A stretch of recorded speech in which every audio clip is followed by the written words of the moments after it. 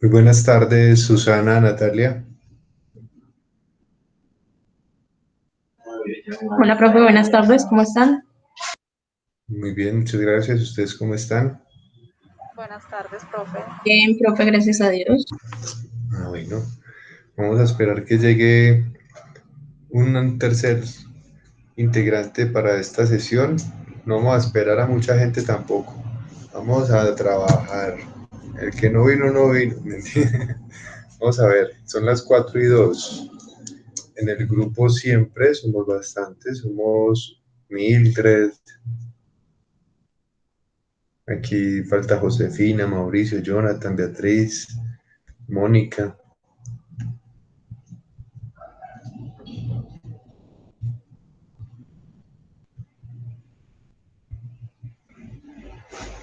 Eso. Hola Kelly, Hola, profe. Buenas tardes, profe. Buenas tardes, compañeros. muy buenas tardes, ¿cómo están?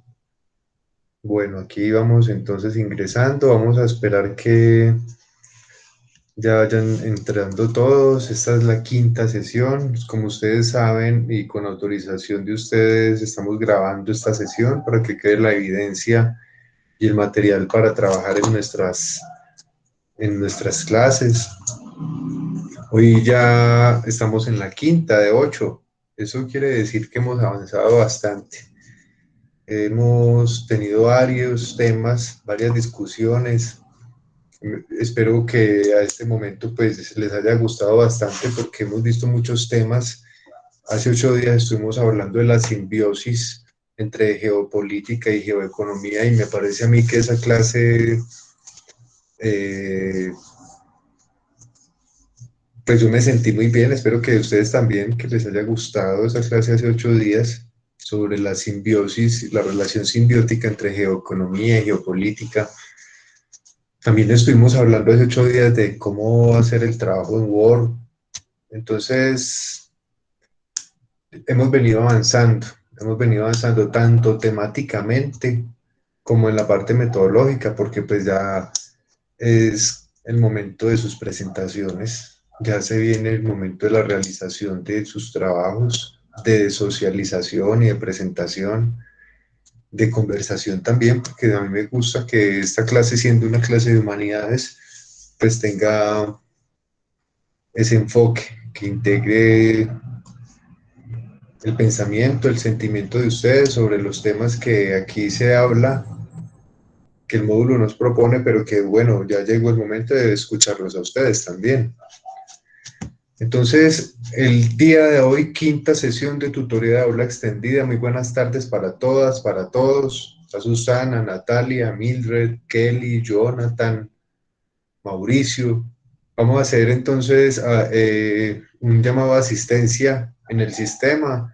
Vamos a hacer una corta retroalimentación de la sesión anterior sobre la relación simbiótica entre geopolítica y geoeconomía. Vamos a hablar hoy sobre las economías emergentes, los BRICS y los CIBETS, y vamos a hablar de un autor que se llama Jaime Breil, que se le realizó una entrevista acerca de lo que pensaba del tema de la pandemia y que me parece a mí también pues, muy a propósito para entender, para dimensionar, para proponer también un análisis de todos estos temas que hemos visto, pero en el contexto actual, que es que no se nos puede olvidar que estamos en una pandemia global. Vamos a ver este artículo, se llama ¿Está servida la mesa para el virus? ¿Alguien lo conoce, lo ha visto ya? Ahí está para que se lo lean. Entonces, ¿tiene alguna pregunta, algún comentario, alguna sugerencia?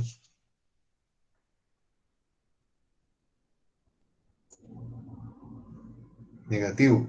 ¿Todo No, bien? bro. Bueno, entonces vamos a avanzar con el llamado. Uy, ¿qué pasó? Ay, qué susto. ¿Qué dice? ¿Qué dice? Vamos a hacer el llamado de asistencia. Mildred, Presente, profe. aquí, la embarré.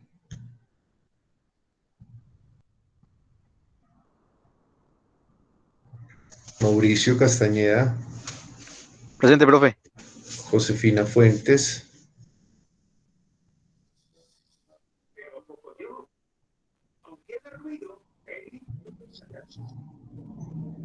Josefina Fuentes, Presente, profe. Jonathan Marulanda, Mónica Perdón, profe. Valencia, Ay, Mónica Valencia,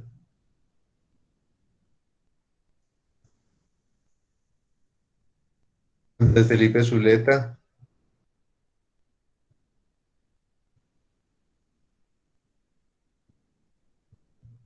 pero yo a Mónica la vi ahora.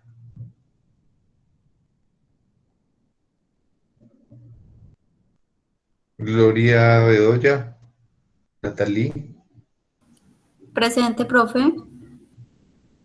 Natalia Andrea Bernaza, Presente, profe. Susana Mora, presente, profe. Kelly Joana Ospina. Presente, profe.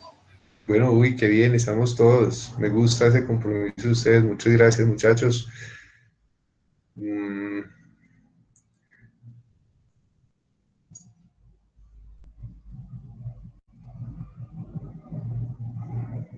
Todavía me falta, ¿cierto? Todavía me faltan personas por llamar. ¿O no? Ya quedaron todos. ¿Falta alguien por llamar?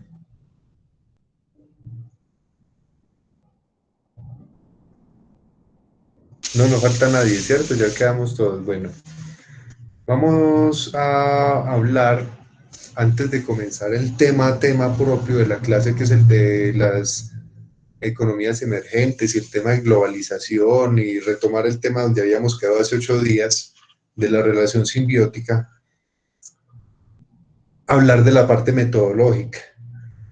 Hace 8 días hicimos lo mismo y hace 15 días hemos venido haciendo lo mismo. Y explicamos cómo se hacía el mapa conceptual, explicamos cómo se hacía el ensayo. Hace 8 días abrimos Word y empezamos a explicar cómo era un ensayo, de qué se trataba, cuál era la estructura, cómo podían trabajar ustedes. Sí, sí se acuerdan, o no, no fue aquí, o estoy perdido. Sí, profe, sí, abrimos Word y hicimos o sea, lo que compone el ensayo. La estructura básica del ensayo, que es título, introducción, desarrollo, conclusiones y bibliografía. Sí, señor. Entonces, hoy vamos a dedicarle un momentico, chiquitico, a hablar de las exposiciones, porque la idea es que ustedes hagan un ejercicio de exponer, de socializar. Y pues yo les hablo sobre eso antes como de comenzar el tema propio de la clase. Quiero hablarles de eso. Primero, como comentarles que ustedes, quienes han trabajado conmigo, ya quienes están aquí, Josefina, Mildred, muchas personas han trabajado anteriormente, y lo que yo les he propuesto como metodología de clase y como metodología de trabajo académica en el aula, siempre es realizar un proceso de lectura, que inicialmente es el módulo. Inicialmente es el módulo con lo que empieza uno. Profe. Ese, sí, Mónica, ¿cómo? Hola. Hola, Moni. Hola, profe, ¿cómo están? Muy bien, muchas gracias. Discúlpenme la tardanza, ¿sí? Tranquila. Gracias.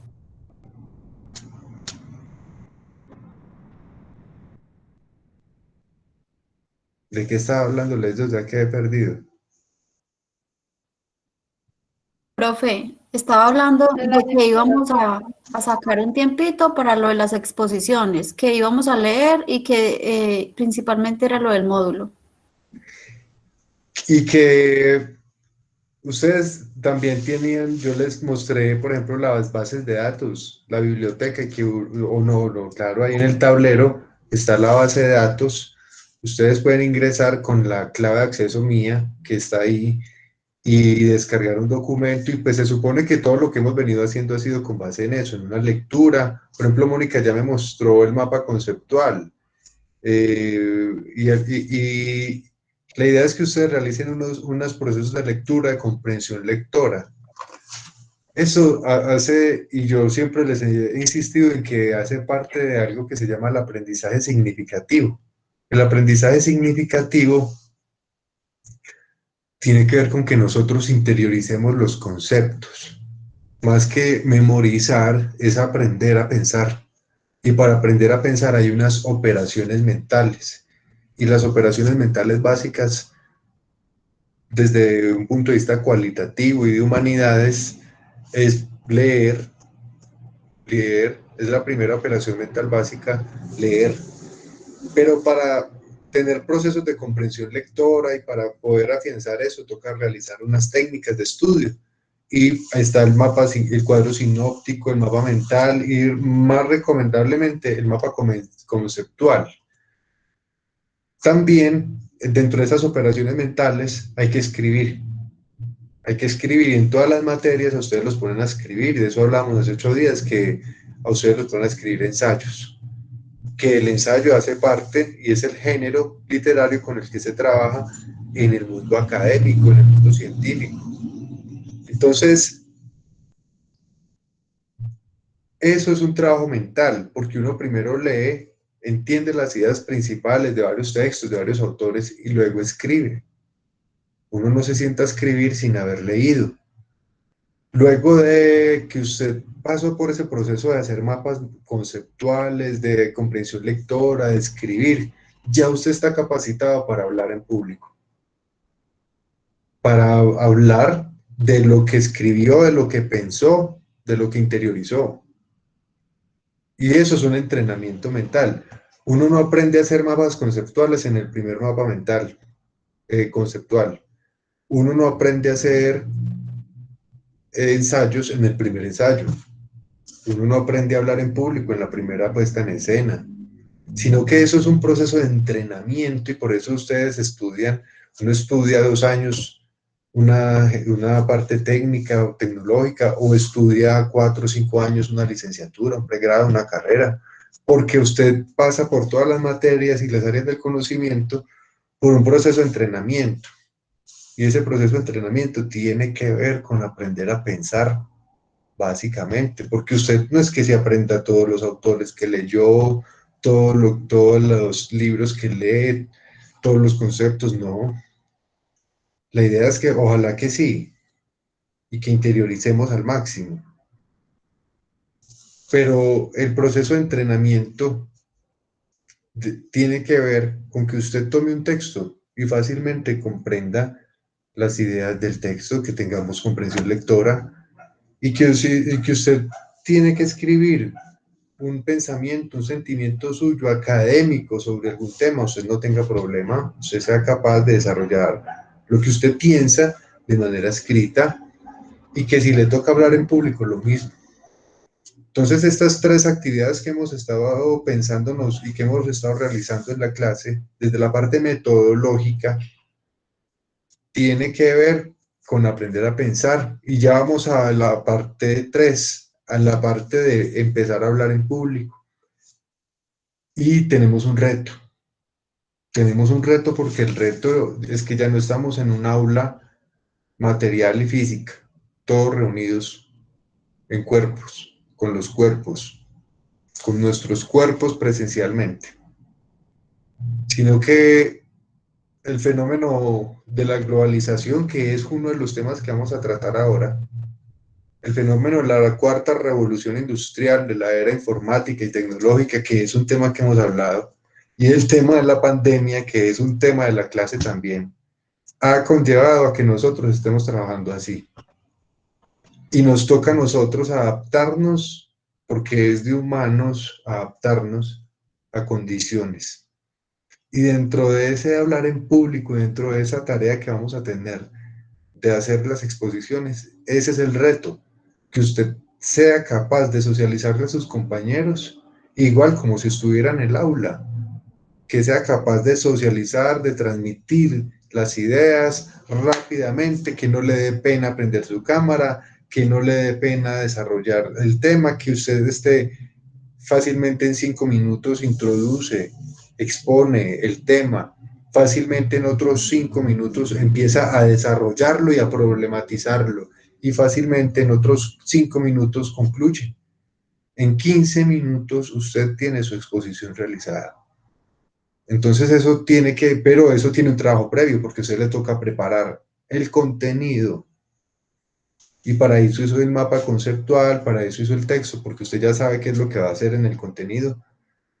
Entonces yo les quiero como invitar, les quiero mostrar unas opciones. Vamos a ver unas opciones. Que dentro de ese reto que yo les digo, bueno, tenemos un reto. La primera opción, por ejemplo, es Canva. Canva, ¿ustedes están viendo ya la pantalla? Sí, señor.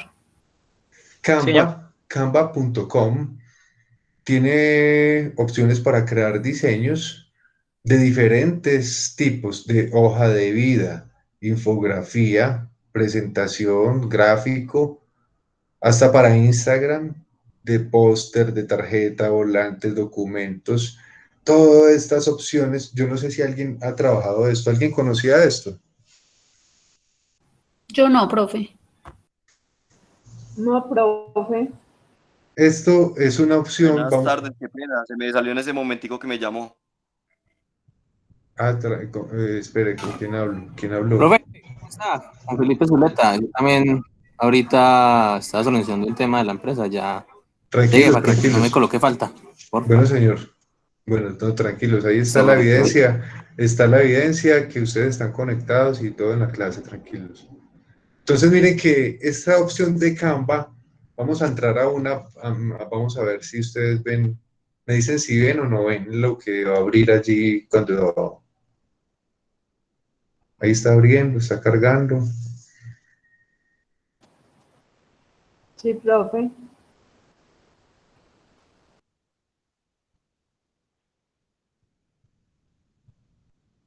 Colombia, crisis política, violencia y corrupción, hace un horario de repaso, fin de semana previo, o sea, esto es como un modelo que había ahí. Hay diferentes modelos. Bueno, aquí hay otra cosa que yo quiero decirles. Hay unos gratis. Estos son los gratis. Tiene que estar en la jugada porque usted, por ejemplo, aquí dice prueba Canva Pro. Si usted se mete por aquí por prueba Canva Pro, ya entonces le empieza a costar. Lo que yo les quiero decir es que esta es una opción muy práctica para que ustedes diseñen una presentación acorde. Vamos a ver esta. Acorde como a la presentación de contenidos digitales. Esto les queda a ustedes. Esto ustedes lo descargan en una imagen o PDF, es lo que suben en esa tercera actividad de la plataforma. La primera actividad de la plataforma es un mapa conceptual, la segunda un ensayo y la tercera una presentación.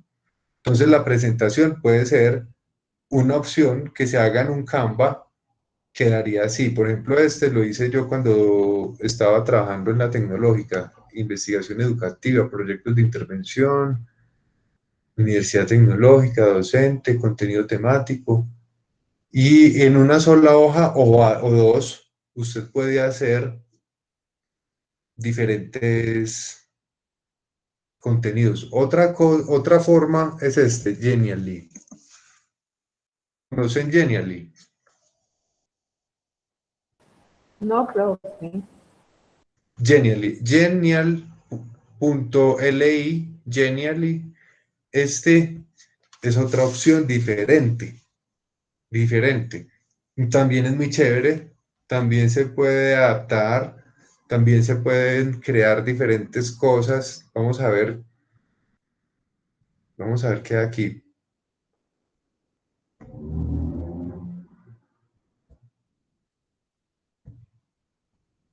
Estos son unos que yo tengo, pero hay diferentes modelos como en Canva, para hojas de vida, para presentaciones, para de todo tipo de contenidos.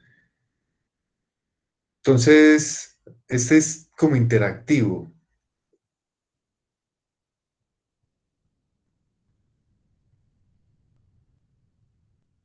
Este tiene elementos interactivos. Entonces, si yo me meto acá, me manda a un elemento interactivo. Si yo me meto aquí, me manda a otro elemento. Y yo ahí puse una presentación de Canva, o sea, otro enlace. Y aquí, otro elemento. O sea, él da las opciones de crear presentaciones. Estamos hablando para una presentación. Estas son las opciones que ustedes tienen. Bueno, aparte de PowerPoint, porque es que PowerPoint es una opción muy óptima. Por ejemplo, esas presentaciones que yo les he mostrado, las he realizado en PowerPoint y yo las trabajo, pues yo generalmente trabajo con PowerPoint porque en la opción de, cuando uno se mete en esta opción, insertar, aquí en esta opción de Smart Art, esta opción, ustedes pueden trabajar con figuras. ¿Para qué? Para incrustar los contenidos. Por ejemplo, aquí, ¿yo qué hice? Parte del contenido no lo puse de plano pues ahí en la plantilla, sino que lo repartí para en secciones hacer una lectura cuando yo estuviera presentando. Por ejemplo, aquí, también este es un Smart Art y lo que yo hice fue poner el título y empezar a desarrollar. ¿Y qué es esto? Lo que hay en el módulo. Durante los siglos, aquí cuando dice la geografía, esto, entonces cuando Edward Ludwig, esto fue lo de la clase hace 8 días, y esto es todo el módulo, lo que yo hice fue copiar y pegar para desarrollar mi clase hace 8 días. Entonces, lo que yo les estoy mostrando es cómo se hace la presentación. Ustedes pueden hacer la presentación también en PowerPoint perfectamente. Es una opción muy óptima, tiene diferentes recursos, uno realmente no los explota como es. Preguntas, comentarios.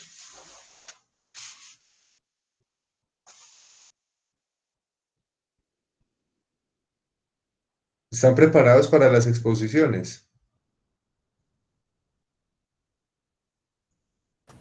Sí, No. profe.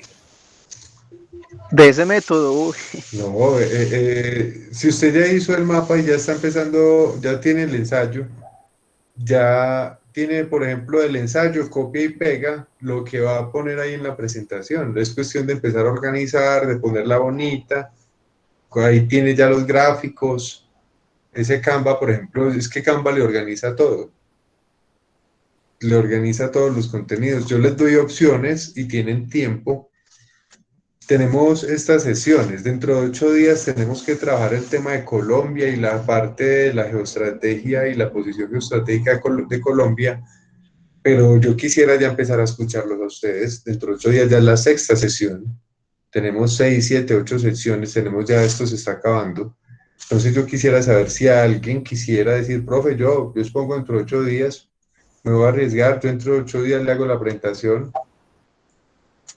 Profe, pregunta. ¿En la presentación de PowerPoint o vamos a exponer el mapa? No, el mapa es una técnica de comprensión lectora. Ah, es solo para enviarlo. Y era la primera entrega. La segunda entrega es el Word y la tercera entrega Sí. es una exposición. Y la exposición ya es otra cosa distinta, porque usted tiene que desarrollar más o menos en 15 minutos su contenido. Y ojalá poner imágenes, ojalá poner gráficos o tablas o desarrollar su exposición. Entonces el mapa de pronto le puede servir dentro de la exposición, como parte de la exposición, lo puede poner ahí. Usted lo puede poner, bueno, yo desarrollé mi mapa, les voy a mostrar para ubicarlos, pan, pero seguir, no quedarse solamente en el mapa. Profe, por favor, ese día silencia todos los micrófonos para que nadie pregunte nada, ¿yo? Porque es que tiene mucho miedo, y es que sobre qué es su tema, pues. Ecología humana y ambiental. Pero ¿cuál es el tema en específico que tomó?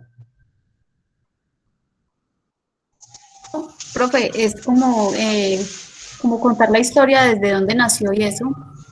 Ah, bueno, bien, como teórica y conceptualmente, bueno. Sí. Y entonces yo tampoco puedo preguntar. No, nada. Ah, bueno, No bueno. puede, no puede. Bueno, entonces ya Le ustedes, pongo Yo cero. Le quisiera pongo empezar con cero. la exposición. ¿quién? Susana. Profe, disculpe, Espere, mira espere. que yo lo hice el mapa conceptual en Mindomo y no he sido capaz de descargarlo. Entonces manda el enlace. Pero para Profe, montarlo en la plataforma, profe. Manda el enlace. Me manda el enlace a Ah, mí. listo, listo. Bueno, por aquí había hablado Susana. Sí, profe, que yo quiero hacer la exposición el otro sábado, profe. ¿Y sobre qué quiere exponer? Yo elegí el tema de la importancia de los recursos naturales en el sistema internacional contemporáneo. Y sobre eso ya hizo su ensayo. O lo está cacharreando todavía, lo está haciendo, lo está confeccionando. Profe, sí, ya tengo la estructura, pero en borrador no lo he pasado a Word. Y el mapa conceptual, pues ya lo envié a la plataforma, no sé qué tal quedaría, profe, pero yo aspiro que bien.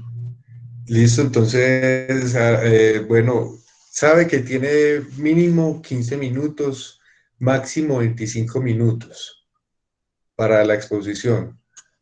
Tampoco pues es que nos vamos, para que ustedes no crean pues que es que el profesor se va a salir de los temas de la clase poniéndolos a exponer a ustedes, y también para que ustedes sepan que también tienen los tiempos para ustedes, porque la idea es que ustedes sepan que ustedes ya tienen su tiempo para exponer.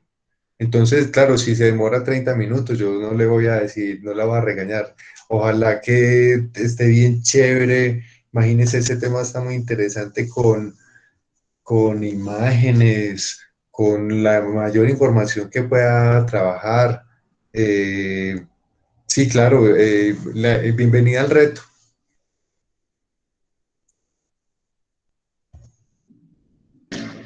Bueno, profe, vamos a ver cómo nos va. Gracias.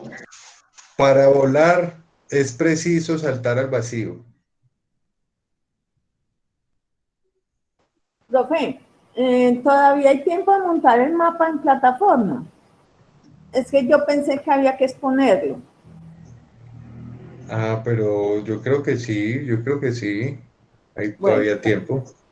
Y bueno. si no me No, dice, profe, y si no me ya dice pasó yo, todo.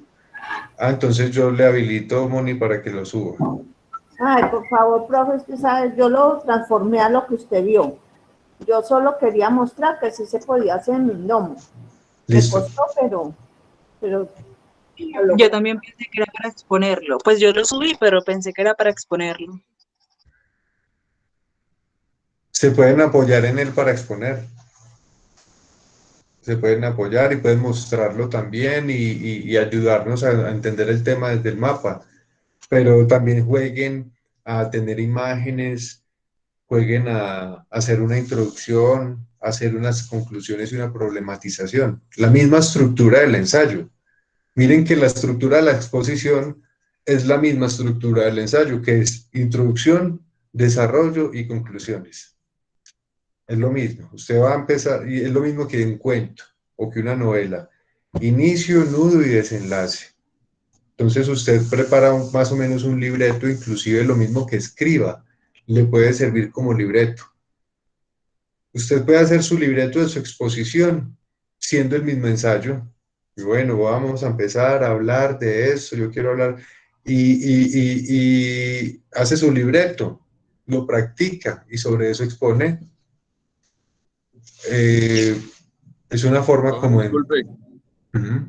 Mira que no deja montar ya el mapa conceptual, se cerró la plataforma. Listo, yo, tranquilos que yo voy a habilitarlo nuevamente, no se preocupen que yo habilito nuevamente para que puedan subirlo. Gracias, profe, mi amable. Bueno, entonces vamos a avanzar ya hablando de toda la parte metodológica, siendo las 4:30, tenemos una hora. Eh, ya toda la parte metodológica se comprendió y se sabe por qué es que estamos trabajando así, es que es un proceso para manejar profesionalmente los temas, uno tiene que entrenarse y eso pasa por leer, por hacer gráficos, por sacar las ideas, por escribir y luego por exponer.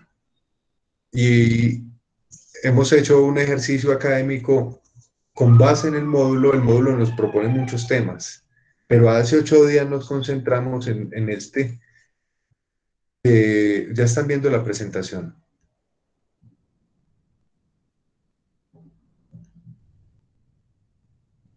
Ya se ve la presentación. Sí, profe, se ve. Uy, ¿qué pasó? Creo que la cerré. La cerró, profe. Se me cerró. Bueno, denme un momento. La encuentro. ¿Ustedes sí se acuerdan de la clase de hace 8 días? ¿Quién tiene cosas para proponer profe? Yo me acuerdo que la clase fue sobre esto. Se estuvo hablando de esto. Había unos edificios con unas explosiones. ¿De qué será? Las Torres Gemelas. Estuvimos hablando de las Torres Gemelas. ¿Por qué? Porque hablamos de las Torres Gemelas. ¿Quién se acuerda?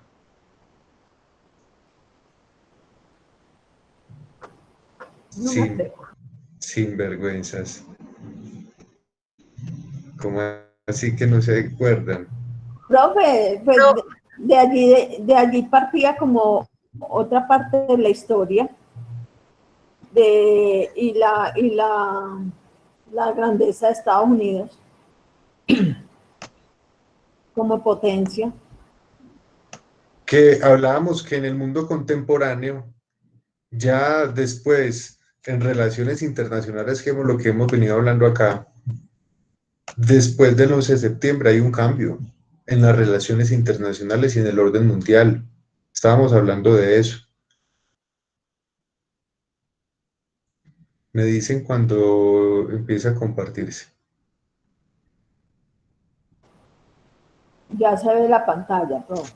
Estuvimos hablando de eso, estuvimos hablando de la disolución de la Unión de Repúblicas Socialistas Soviéticas y de cómo estaba el escenario mundial en la Guerra Fría. Estuvimos hablando de la caída del muro de Berlín y pues que cuando ya le poníamos el componente geográfico, el componente del poder y el componente de la globalización, aparece la geoeconomía. Estábamos hablando de las Torres Gemelas como un fenómeno que ocurrió inclusive, pues todavía quedan cuestionamientos, dudas. Hugo Chávez fue uno de los que proponía que tal vez eso fueron implosiones y un autoatentado. Estuvimos hablando desde el módulo, porque eso está en el módulo, que la geografía empezó a ser entonces un tema fundamental. Un tema fundamental, el análisis del espacio, el análisis del territorio, el análisis de la economía y la dependencia y la interdependencia económica, el tema de las fronteras, el tema de la globalización. El tema de la geografía empezó a ser un tema fundamental y esto lo reducimos o lo sintetizamos como el espacio geográfico más la política y el poder, pues han llevado a una subdisciplina de la ciencia de las relaciones internacionales que se llama la geopolítica, que es un área que estudia este tipo de fenómenos en el mundo, este tipo de fenómenos, de cómo hay distribución del poder, hay una distribución social del poder en el globo, y eso lo estudia la geopolítica. El espacio geográfico más la política, pero resulta que con la globalización, con la liberalización de los mercados, con todo lo que ocurrió con ese discurso de la globalización, entraron los recursos naturales a ser parte fundamental de esta discusión y nace la geoeconomía como un tema de análisis, como un área de estudio. ¿Sí se acuerdan de esta clase hace 8 días? Sí, profe. Decíamos, ¿qué más decíamos? A ver, ¿alguna pregunta? ¿Quién se acuerda dónde quedamos? Por aquí pasamos, hablamos del consumo de recursos naturales o no, de la biocapacidad, que decíamos que esta es una imagen vieja, pero que la mayoría, que lo que yo pensaba y que a raíz de la pandemia misma, tal vez somos más países en rojo, que tenemos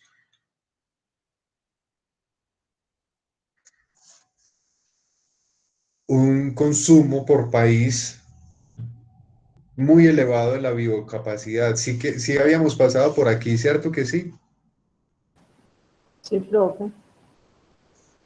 Este cuadro es muy impresionante, este plano cartesiano, porque dice 1960 al 2100 y nosotros estamos aquí en el 2020.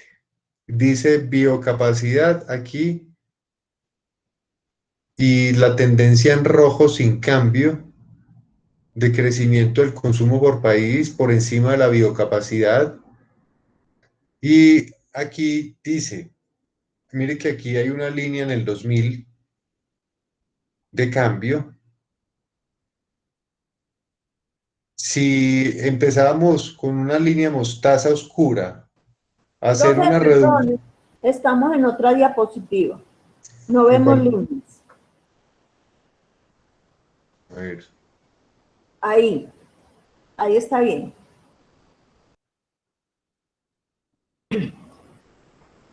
Se cerró nuevamente.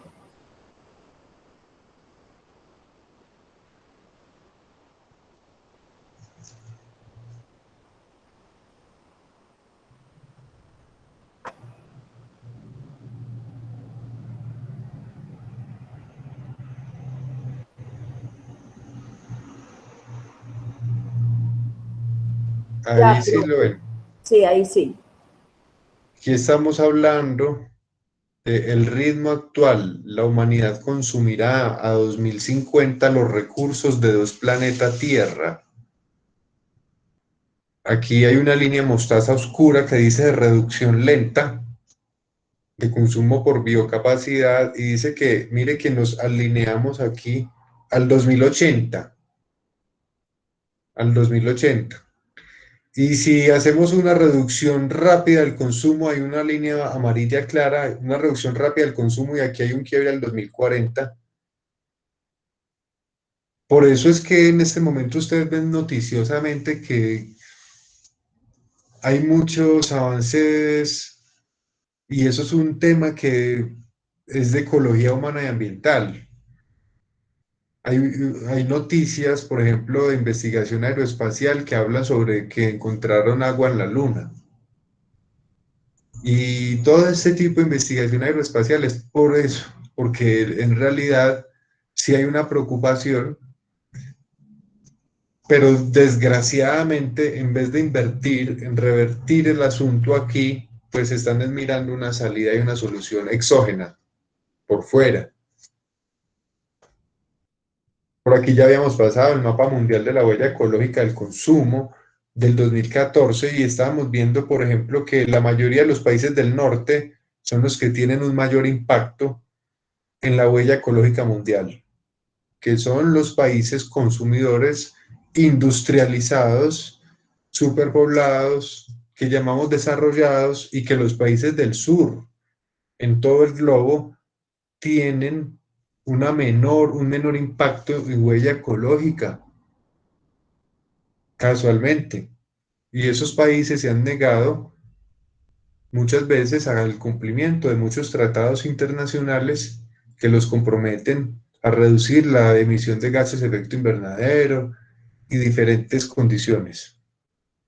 También habíamos pasado por acá, por el intervencionismo de los Estados Unidos en Latinoamérica, porque el intervencionismo de los Estados Unidos en Latinoamérica, dentro de esa geopolítica y dentro de esa situación de poder, pone todos los recursos de la región, incluyendo los amazónicos y los recursos pesqueros, petrolíferos y todos los recursos que vimos en los mapas, también en distribución de recursos, a expensas de los Estados Unidos. O sea, ellos ya entonces se consideran los dueños de todos estos recursos. El intervencionismo geopolítico de Estados Unidos en Latinoamérica no es un invento del castrochavismo, no es un invento de la izquierda, de un tema ideológico, sino que es algo histórico, es algo que ha pasado. El primer hecho, antes de 1950, este cuadro habla nada más desde 1950, pero el primer hecho intervencionista en la historia es la pérdida del norte de los estados de México y los estados del sur de Estados Unidos que pertenecían a México. Esa es la primera pérdida de territorio que tiene México y fue por parte de un hecho intervencionista, de invasión, y que después los lleva a la firma de un tratado. Igual pasa con la pérdida de la separación de Panamá, porque Panamá se separa de Colombia, pero eso no es de gratis. Ahí estaba el canal de Panamá, está el canal de Panamá, y yo les hablaba, por ejemplo, del tratado Urrutia-Thompson, que les dio en concesión por más de 10 años, 100 años, uso, posesión, dominio del canal. Eso en términos de geopolítica y de geoeconomía, pues es definitivo. Definitivo. Entonces hay diferentes hechos históricos en todo el continente y hablábamos de eso hace 8 días. También hablábamos de un asunto que me parece a mí fundamental, es mi tema de investigación profesional, es mi línea de investigación académica, y es que Colombia es el único país del mundo que reúne 3 cultivos de origen agrícola que son convertidos en narcóticos en el mundo para consumo en el mundo, para ser parte del mercado internacional. La coca, que da origen a la cocaína, a la pasta básica y al clorhidrato, la amapola, que da origen a la heroína, y la marihuana. En todo el mundo se produce, en ese mapa se recrea más o menos cómo es el cuadro. Unos lugares producen heroína, amapola, por ejemplo en Pakistán, inclusive en México. En todo se produce marihuana, generalmente. Pero Colombia es el único lugar del mundo que reúne esos 3 productos. Eso tiene que ser una discusión en esta clase. Primero porque el consumo de drogas tiene un impacto, por ejemplo, quienes consumen cocaína, digamos, por ejemplo, en esos países, de los países desarrollados, en la huella ecológica de consumo, yo no sé si ustedes la han hecho. Yo les he dicho, métanse a Google, hagan la huella ecológica, miren cuál es su impacto personal ambiental. Hay N aplicaciones, por App Store también, huella ecológica. Y usted mide personalmente según su transporte, según lo que coman carne, según sus gastos, cuál es su huella ecológica en el año. Pero no se tiene en cuenta, por ejemplo,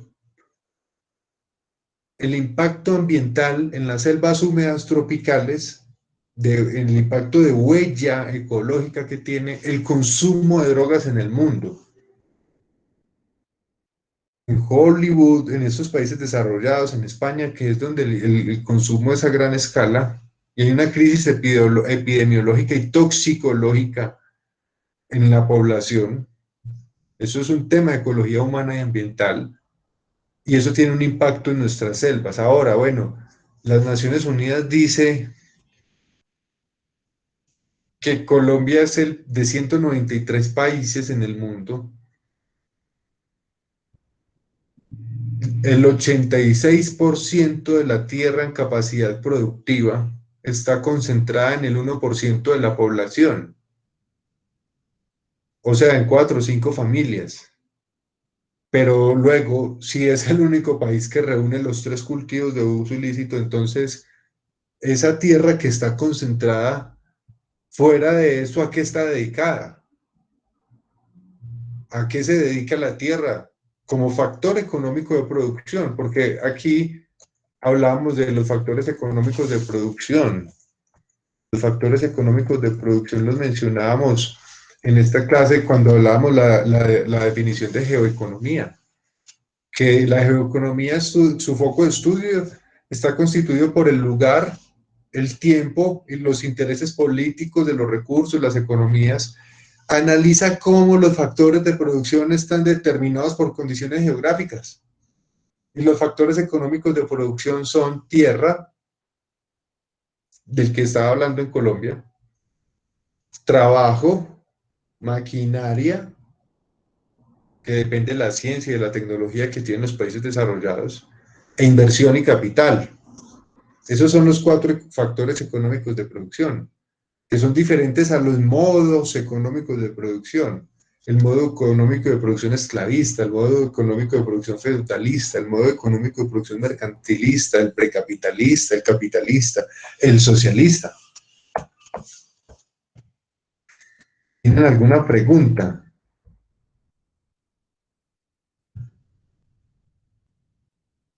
Por aquí habíamos pasado, ¿cierto que sí?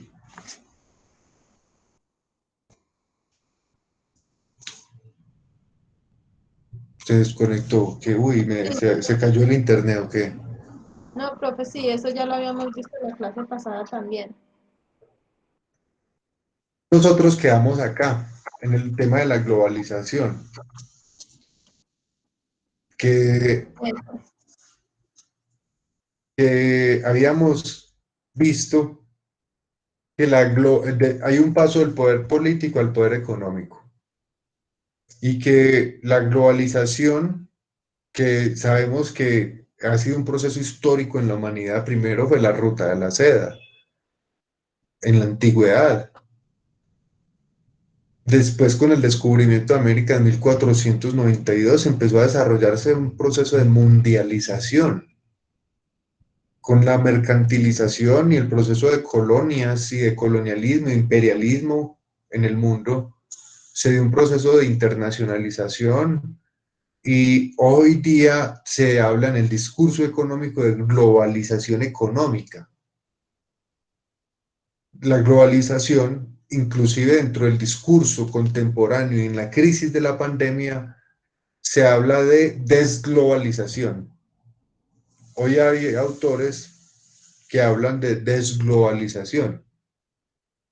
Entonces, la globalización, la interdependencia económica, que habíamos visto que los países desarrollados dependen de las materias primas, pero también las materias primas para nosotros, por ejemplo, transformar y trabajar la tierra, para tener capital, por ejemplo, para invertir, necesitamos de los países desarrollados que nos compren las cosas.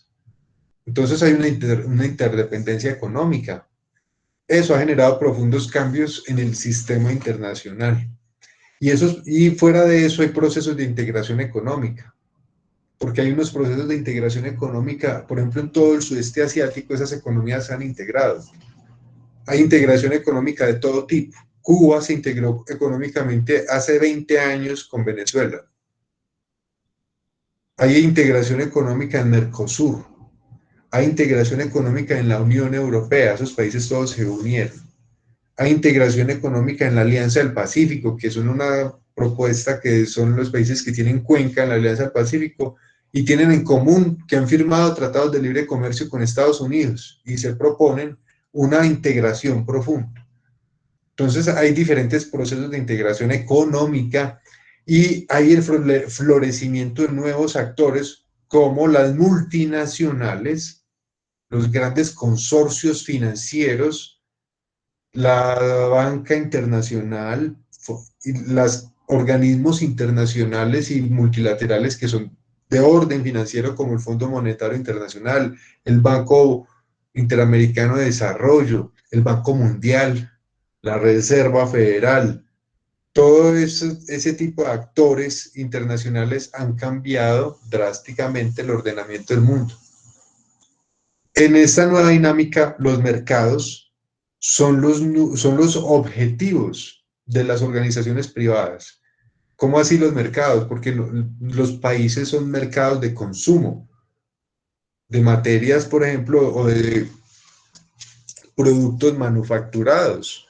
Ahí tenemos que analizar cómo, por ejemplo, China, con lo que se llama la nueva ruta de la seda china, ha logrado, en medio de la crisis de la pandemia, que los mercados internacionales les compren más a ellos, por ejemplo, tecnología celular, cámaras, equipos, y se usen más las aplicaciones que les pertenecen a sus empresas como TikTok, que es China, Huawei, porque con la pandemia todo el mundo necesita un computador, necesita redes, necesita este tipo de herramientas que casi todas son de origen chino.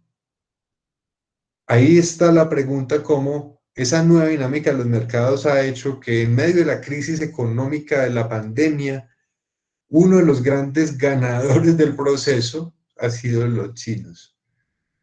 En esta dice que traspasan ampliamente los límites del poder político, la diplomacia de los estados, reconfigurando las relaciones internacionales hacia una óptica en que las decisiones políticas están supeditadas a los intereses económicos.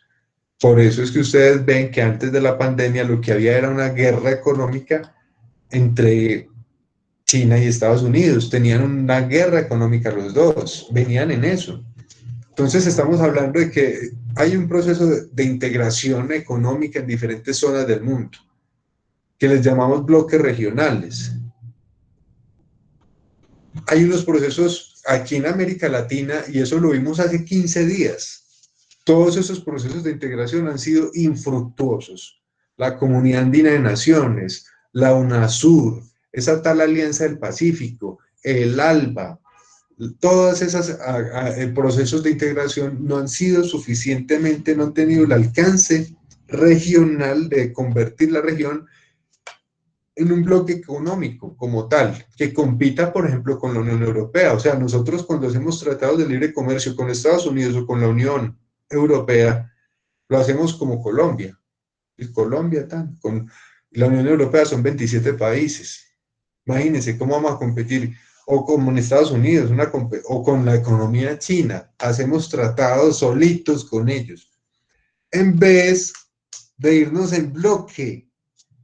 Esa era la clase hace 15 días, y nosotros tenemos las mismas condiciones económicas, sociales, culturales, idiomáticas, religiosas. ¿Por qué no integramos nuestras economías como están haciendo en el sudeste asiático, como están haciendo en África, como están haciendo en todo el mundo? Todas las regiones se están integrando, menos nosotros. Somos los grandes perdedores de la globalización porque por temas políticos no hemos podido integrarnos. Y por temas políticos, por ejemplo, como el intervencionismo de los Estados Unidos, que no permite que nosotros nos integremos. A ellos no les conviene que nosotros seamos bloque. Prefieren tratarnos bilateralmente que multilateralmente. Bilateralmente con cada uno. Así nos dividen y nos fragmentan. Entonces está el tema de las economías. Está el tema de las economías nacionales, que ya sabemos que se miden en los países subdesarrollados por PIB, por Producto Interno Bruto, y que tiene que ver con lo que se vende, lo que se compra. Por ejemplo, Colombia compra en dólares, vende en dólares. Eso tiene un significado. Por ejemplo, nosotros vendemos oro. El principal producto de nosotros es el oro en el mercado internacional. Fuera de eso no nos queda sino el 3% de regalías de ganancias. Todos se lo llevan. El 3%. En el Congreso están discutiendo si suben eso al 10%. Eso viene a significar, junto con las divisas, por ejemplo, que es lo que mandan las personas que están en el extranjero al país, un crecimiento de la economía, y se mide porcentualmente. Los países desarrollados, hemos dicho, no miden eso así. Ellos miden por índice de desarrollo humano. Una cosa muy distinta, hablar de índice de desarrollo humano a crecimiento económico para saber de cómo está desarrollándose una nación. Está el tema entonces de los mercados, está el tema de las regiones, está el tema de los países, de las costumbres. Los beneficios de la globalización es que permite abrir nuevas oportunidades de crecimiento a los países, a los estados, permite el desarrollo de instituciones comerciales internacionales, posibilita el acceso a nuevas fuentes y recursos, abre nuevos destinos para productos nacionales, nuevos mercados. Y hay unos perjuicios. Es que cuando las economías están muy integradas se corre el riesgo de ser más afectados por las crisis económicas. Se pierde la soberanía de los estados en materia económica y se genera una desestabilidad, una desestabilización en las tasas de cambio, entre otras. Hay beneficios y hay perjuicios. La globalización implica un proceso de liberalización económica. En Colombia ocurre a partir de 1991, después de la constitución política que cambia de 1886 a la de 1991, la nueva, y se cambia el modelo proteccionista a una liberalización económica, y eso ocurre con un pereirano, con César Gaviria Trujillo. O sea, un proceso de liberalización económica, y sin embargo nosotros, la pregunta es si nosotros estamos preparados o no para eso, porque perdimos toda la industria textil de Dos Quebradas, todo lo que había medianamente industrialización, eso se perdió, nosotros teníamos pequeñas industrias textiles, pequeñas industrias manufactureras del cuero, de la marroquinería, de la zapatería, de diferentes, todo eso se perdió, los chinos y los mercados a los que Colombia permitió que se accediera por vía de tratados de libre comercio y por ese proceso de liberalización económica terminaron en parte afectando. Esos acuerdos para eliminar aranceles y disminuir las políticas proteccionistas. Eso fue lo que empezó a ocurrir. Se tiende a internacionalizar actividades y ahora es posible deslocalizar la producción por los bajos precios del transporte. Ahora la producción y la manufactura puede ser en diferentes países, puede hacerse el ensamblaje, puede hacerse en zonas especiales económicas, con exenciones tributarias. Entonces la globalización ha implicado una serie de cambios económicos en el sistema internacional, es un nuevo orden internacional. Se presentan esos cambios en el tema político, porque vemos que a partir del 11 de septiembre ese tema de la globalización se empieza a agudizar. Se presenta en el plano del medio ambiente porque tiene que ver con el incremento y la aceleración del crecimiento económico de esos países que llamamos desarrollados, pero a costa del uso de unas energías que han destruido el medio biótico, y se plantea entonces en el marco de un cambio del sistema internacional el uso de nuevas energías. Y se habla de los BRIC y de los CIBETS. Durante los últimos 15 años, varios estados han marcado un notorio cambio en la tendencia tradicional del crecimiento económico, y esa nueva tendencia los ha acercado a niveles de desarrollo económico similares al estado económico de los estados industrializados. Y nos encontramos entonces en un nuevo escenario en el que hay unas llamadas economías emergentes que comienzan a tener un rol representativo. Sus niveles de crecimiento, su densidad de población y participación del PIB mundial los convierten en futuros ejes dominantes del mercado y de la economía internacional. El balance económico comienza a cambiar a partir del año 2000. Comienzan a perder entonces participación en el mercado global los países que llamamos de economías industrializadas, y empiezan a aparecer las economías emergentes. Ellos tienen en el discurso de la economía unas ventajas económicas de crecimiento demográfico, de abundancia de recursos naturales, de bajos costos de producción y de una mediana macroestabilidad. Brasil, Rusia, India, China, BRIC, esto es BRIC. Se habla del 43% de la población mundial. 2.918 millones de personas. 25% del PIB mundial. 11.364 billones de euros, el 20% de la inversión extranjera, el 5.32% del crecimiento económico en promedio tiene que ver con esas economías. Son la segunda, la séptima, la novena y las décimas potencias económicas. Y el puesto 1, el 22, el noveno y el 19 son el primero por el ranking de exportaciones. Esto yo me atrevo a decir que ha cambiado.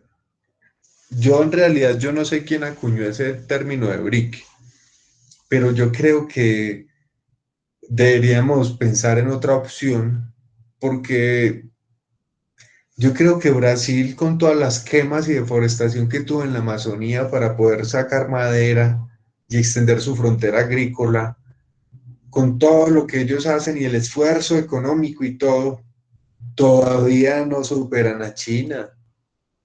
No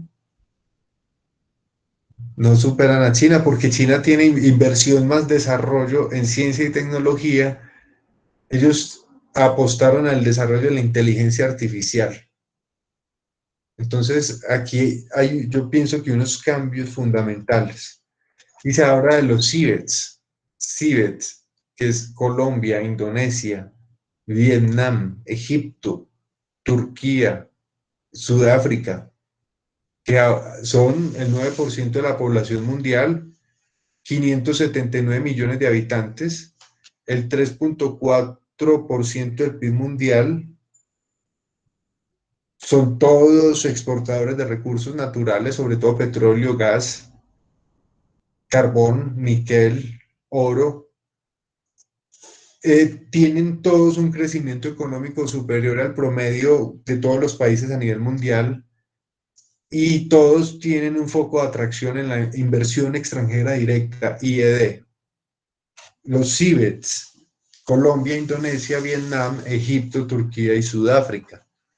Colombia en Sudamérica, Indonesia en el sudeste asiático con Vietnam, Egipto en Medio Oriente, Turquía allí, justo al frente de Egipto, al lado de Grecia, donde ocurrió el terremoto, y Sudáfrica, en Sudáfrica. Es el país que parece ser que de los 53, 54 países africanos, tiene la vanguardia en tratados de libre comercio y en desarrollo económico.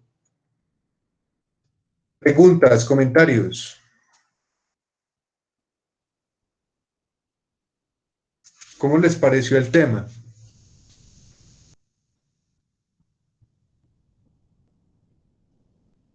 Muy interesante, profe. Sí, profe, está bueno.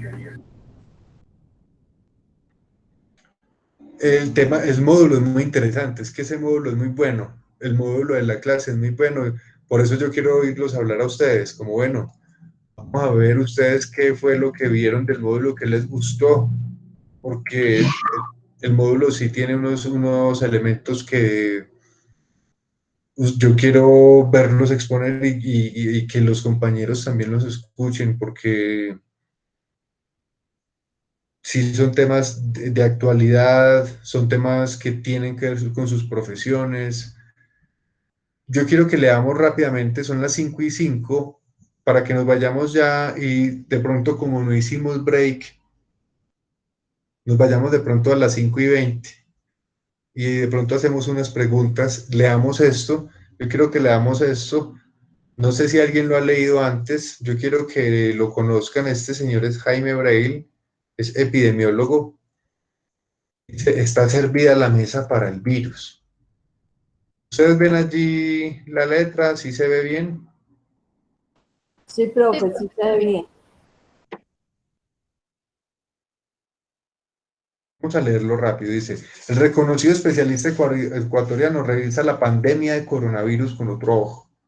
Uno que pone la mirada en la forma de producción de alimentos, la relación con la naturaleza y las condiciones de vida a las que nos empuja el capitalismo. Estamos trabajando con una brújula equivocada, asegura. Eso es del 7 de abril del 2020, cuando apenas estaba empezando y todos estábamos confinados. Hoy día se viene la segunda ola de confinamiento y en Europa están reconfinando. No ha cesado la situación de muertes en Estados Unidos, en México, en Europa. No se ha encontrado la vacuna. Hay solamente experimentos y la situación en realidad es muy complicada para todos, porque todavía no hemos podido, por ejemplo, volver a la presencialidad. Estamos así por una crisis y esta crisis nos tiene que llevar a reflexionar y a pensar. Entonces vamos a ver estos autores, este autor, ¿qué es lo que dice? Jaime Braille es reconocido por sus investigaciones en un campo particular de la epidemiología, llamado epidemiología crítica, y sus análisis sobre las determinaciones sociales de la salud. En esta entrevista desde Ecuador, desde su Ecuador natal, en tiempos de pandemia, el académico acerca su mirada sobre las diferentes aristas del fenómeno global al que asistimos desde el aislamiento social preventivo. ¿Cuál es su punto de vista para entender la dinámica de esta pandemia global? Dice, pertenezco a una tradición académica crítica en salud y hemos estado trabajando desde hace mucho tiempo en una visión distinta de la epidemiología que llamamos epidemiología crítica. Esta es distinta a aquella que se aplica en los sistemas convencionales de aquello que llamamos salud pública. Yo no tengo ningún reparo sobre lo que se hace, sobre lo que hace la institucionalidad pública para hacer salud. Creo que es uno de los recursos importantes para afrontar esta pandemia, pero creo que hay que introducir el análisis de la salud pública y en este caso de una pandemia en el marco interpretativo de una visión integral, de una ciencia que conecte las cosas que suelen estar desconectadas en el análisis convencional, que no trabaje solamente con las expresiones epidémicas o pandémicas, que no vea solo la punta del iceberg, sino que vea todo el proceso de generación. ¿Cuál sería ese análisis en esta crisis? Yo creo que esta pandemia del COVID-19 es una crisis que desnuda las realidades del sistema global económico y de la civilización moderna porque tiene ciertas características que hacen evidente lo que no lo ha sido en anteriores pandemias.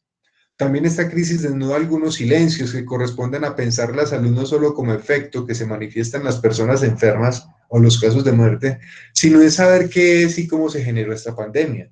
Finalmente, ¿qué es esta pandemia? ¿Qué lecciones nos deja para esta emergencia y qué nos dice para el futuro? Tengo 4 argumentos principales que en las pandemias del siglo XXI, es decir, aquellas que han venido como formas virales, virus de recombinación genética, estas formas virales, como es el caso de la COVID-19, son apenas uno de los componentes de un verdadero tsunami de las llamadas enfermedades emergentes de esta época o reemergentes, muchas de las cuales tienen mayor letalidad que la propia pandemia del coronavirus, pero que no son visibles o no generan pánico porque no se las ha tenido en cuenta, porque no han reforzado a interrumpir la vida económica con una cuarentena generalizada. Estamos hablando de una pandemia que, sin ser de mayor letalidad por su abultada mortalidad, su globalización tan rápida y también porque aún no existen vacunas ni un conocimiento completo del cuadro clínico que genera, ha tomado a las sociedades, incluso las sociedades hegemónicas del mundo capitalista, como navegando con una embarcación un poco maltrecha, con ciertas costuras, con filtraciones, sin cartas de navegación conocidas, con pruebas y error. Además, estamos trabajando con una brújula equivocada, con un modelo de salud pública equivocado. ¿Cuáles son los otros 3 argumentos? En segundo lugar, para poder conocer el virus, tenemos que entender que este tiene formas de transmisión y una configuración de virulencia distinta. Se da en las ciudades y un poco más tarde en el campo, pero en las ciudades especialmente, con las clases sociales de alta vulnerabilidad, que tienen condiciones de vida mal sanas y tienen capacidades de afrontamiento débiles. Decimos también que es una pandemia transclasista, un fenómeno que afectará en el largo y mediano plazo a las clases sociales más depauperadas, más paupérrimas, a los grupos que tengan alguna condición de género o cultural que les crea vulnerabilidades. Un tercer argumento es una condición de incompetencia o de debilidad de los aparatos públicos, no solo de los recursos que nunca son suficientes en una pandemia tan grande ni en las sociedades más ricas, sino en el modo de detectar el problema, de tener una información oportuna, rápida, que nos permita actuar de manera adecuada. Además, nos toma en un momento en el cual todo está diseñado para un tipo de visión de la salud, tanto de la salud asistencial, de consultorio, como la del hospital, la pública. Está pensado en personas, en casos individuales, y no en aquello que genera esos casos individuales. Entonces, el paradigma de la determinación social de la salud está ausente o incompleto, y eso crea un vacío de conocimiento que es vital, que es clave para poder responder de una manera adecuada. Finalmente hay una ausencia de políticas de equidad y una falta de articulación con las organizaciones sociales. No tenemos una visión participativa de la respuesta a la emergencia. Tenemos un sistema vertical institucionalizado donde hay una inteligencia limitada de la salud, una vieja vigilancia epidemiológica. ¿Por qué hay una brújula equivocada en los sistemas de salud pública? Hay una concepción dominante de lo que es la salud, que en el mejor de los casos se parece a aquello que define la Organización Mundial de la Salud. La salud no es la ausencia de enfermedad, sino la condición de completo bienestar físico y mental. A pesar de ese léxico, a la hora de los hechos, en las estructuras institucionales y la forma en que se enseña la salud pública en las universidades, estamos trabajando con lo que lo llamo la burbuja cartesiana. Es aquella ilusión de conocimiento que nos aporta el paradigma positivista, que cree que la realidad de la salud es una realidad de fragmentos, de partes que se relacionan entre ellas, como los factores de riesgo, causalidad de enfermedad que se relacionan a unos efectos. La burbuja cartesiana construye esto con los datos empíricos de la realidad sin conectarlos, sin producir análisis en un contexto de una sociedad basada en la acumulación de las riquezas y la exclusión social sistémica. Estas pandemias que yo llamo del siglo XXI se dan en sociedades donde las condiciones para la generación de nuevos virus se dan en contextos del extractivismo agrícola o del trabajo con animales en gran escala, en ciudades neoliberales hechas a la medida del gran capital y no a la medida del buen vivir de las mayorías. Se dan en sociedades que están profundamente segregadas en clases sociales. Hay barrios caóticos de subproletariado, de trabajadores, de clase media, también barrios suntuosos, y hay estructuras de movilidad, patrones de trabajo que son propios de esos modos de vivir de esas distintas clases sociales. Y en esos modos de vivir donde aparecerán las vulnerabilidades que nos hacen susceptibles al virus y a transmitirlo. Está servida la mesa. Un virus que se origina en estos espacios puede ser transmitido velozmente. Sociedades inmunológicamente más vulnerables y despliegue del virus en sociedades más desarrolladas no es una paradoja, no es una... Dice, nos enfrentamos a una civilización y a un sistema capitalista del siglo XXI, la cuarta revolución industrial. Esto significa consecuencias dramáticas en la expansión de una serie de procesos destructivos de la vida humana y patrones de indefensión que son marcados por una sociedad de clases. Ese metabolismo que ha existido siempre entre sociedad y naturaleza, por ejemplo, en una sociedad campesina agroecológica o en una sociedad ancestral indígena de los Andes, es distinta a una sociedad que se va expandiendo un metabolismo altamente destructivo que nos está dejando con la vida del planeta en un hilo. Cuando se convierte la tecnología, que es un bien común, en una aceleración de la acumulación y del enriquecimiento, deja de tener efectos protectores, pasa a ser un recurso para la vida, a ser un recurso para el deterioro de los ecosistemas y las formas humanas. Por la doble vía, entonces, van haciéndose cada vez más peligrosas las reacciones epidémicas porque tienes una naturaleza que se torna agresiva y por otro lado se expande la miseria, la exclusión social, la desesperación migratoria que genera patrones de vida que no tienen los soportes y las defensas adecuadas y que al final se encarnan en los cuerpos, en las mentes, no solo a través de las enfermedades virales, sino también de las vectoriales, como el dengue, el Zika, el cáncer, la obesidad. Esas pandemias no son visibles porque no generan pánico, a pesar de que matan incluso más. Yo quiero dejarlo ahí porque ya aquí empieza a hablar de otros temas y yo creo que con esto ya queda abierta, como dice él, así como está servida la mesa para el virus, pues que quede servida la mesa también para la discusión, porque lo que él plantea, me parece a mí, sí son unos focos de ecología humana y ambiental, y pues nos dice a nosotros desde esta materia cómo entender la pandemia, que también es cómo entender desde la materia la realidad. Lo que nosotros estudiamos tiene que aplicarse en la realidad. ¿Cómo les pareció? Profe, usted no nos puede compartir ese documento. Está ahí, Sí, ahí está. en la en el tablero, en la plataforma, en la clase 5. Ah, ok, profe, me llamó mucho la atención donde dice que la salud no es la ausencia de enfermedades, sino que viene más como desde adentro. Me llamó mucho la atención esa parte. Eso es muy interesante.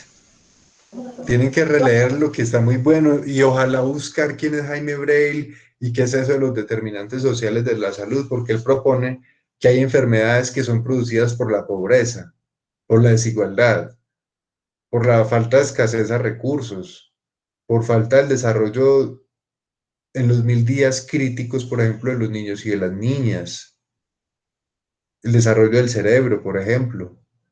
Entonces hay otras enfermedades, por ejemplo, como el cáncer, que puede ser producido por el efecto de las frecuencias radioelectromagnéticas y nosotros no nos damos cuenta. Y son las enfermedades nuevas. Y eso es un tema de ecología humana ambiental, un tema de tecnología, un tema que tenemos que empezar a discutir. Entonces, dentro de 8 días vamos a escuchar a Susana. Muchas gracias, Susana, por aportarse para que la clase sea más dinámica, más chévere, para escucharlos también a ustedes. La idea es también yo también traer una conversación ligada al módulo. ¿Tienen alguna pregunta, algún comentario?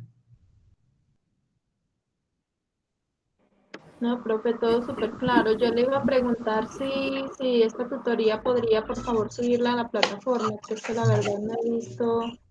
El video. Sí, señor. Pero allí ya está lo de la clase de hace 8 días. Sí, bueno, no, ahorita yo estuve mirando y no me apareció, pero voy a chequear otra vez. Claro, claro, espere, me hizo dudar. Espere, pues yo miro a ver si es que le estoy mintiendo o qué. En la semana 4, ¿cierto, profe? En la semana 4 está la de hace 8 días, que es la de hace 8 días, la 4.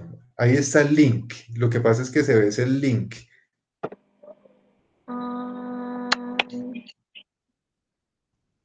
Los cuadritos de colores, las bolitas, no, a mí no me aparece. Bueno, tengo que mirar.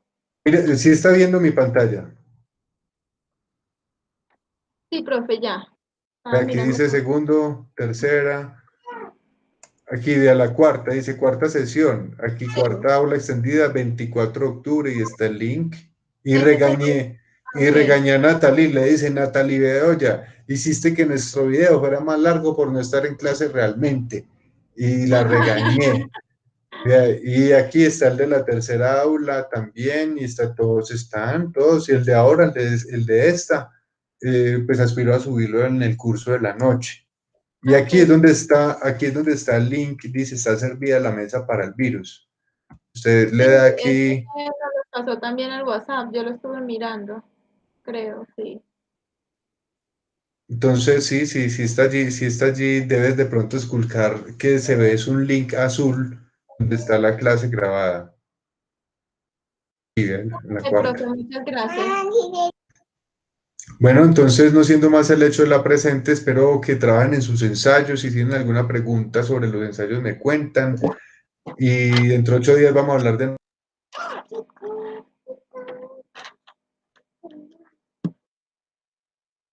Profe, yo quiero que usted revise mi mapa y me haga algo. No, el profe ya se fue. El profe se fue. Se cayó. Ya, como Se le cayó. Nos abandonó de una vez. Listo. ¿Será que está temblando allá? Es que el man es de México, güey. Respondiera. Güey. Está en México, güey. Se fue a comer unas enchiladas. Están comiendo las enchiladas, güey. Se fue para el bar de los mariachis, güey. ¿Cómo se va a perder el Día de los Muertos y en México? No lo pierde ni el putas por dar una clase. Sí, se fue a ir Pero mira, a la dejó antes. mira que aparece grabando, tan raro. Todo esto que le estamos diciendo, profe, está quedando grabado. Chao, profe.